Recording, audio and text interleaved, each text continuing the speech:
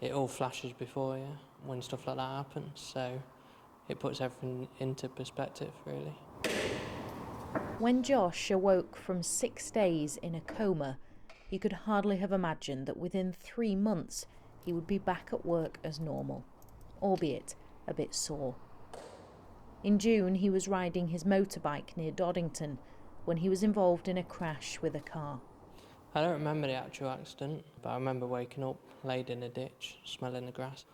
I remember the air ambulance staff. I remember speaking to one of the guys and he was telling me he wouldn't be able to hear me once we start lifting.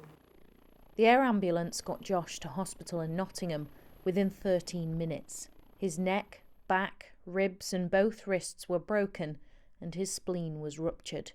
His dad believes his recovery was made possible by the speed of the initial response, the quick airlift to hospital and the care he received throughout.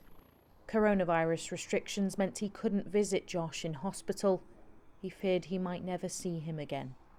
We were virtually unable to sleep, we were not able to eat. It was like our whole world had collapsed around us. It's my youngest son.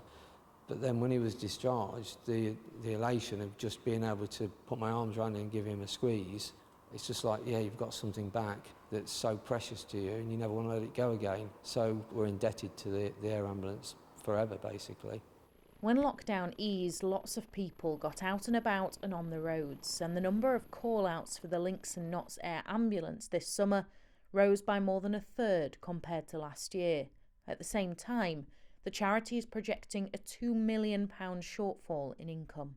It's probably the most challenging time in our charity's history. We can't fundraise in the community at the moment due to restrictions, so we're looking at other ways of fundraising, but we won't be able to make up the shortfall, so we are going to have to dig into reserves that we've kept.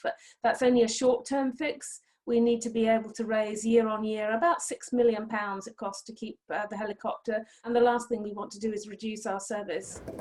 From the moment Josh came round in hospital, he was driven to get better by the imminent arrival of his son. He was determined to be there to hold him for the first time, and he was. You can't describe it, there's no words. It means more to me now than it maybe would have before, because you realise how precious life can be.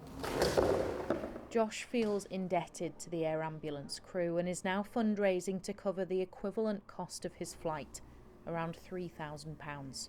Until you've needed them, I don't think you realise how much they actually do for people. I owe my life to them, basically.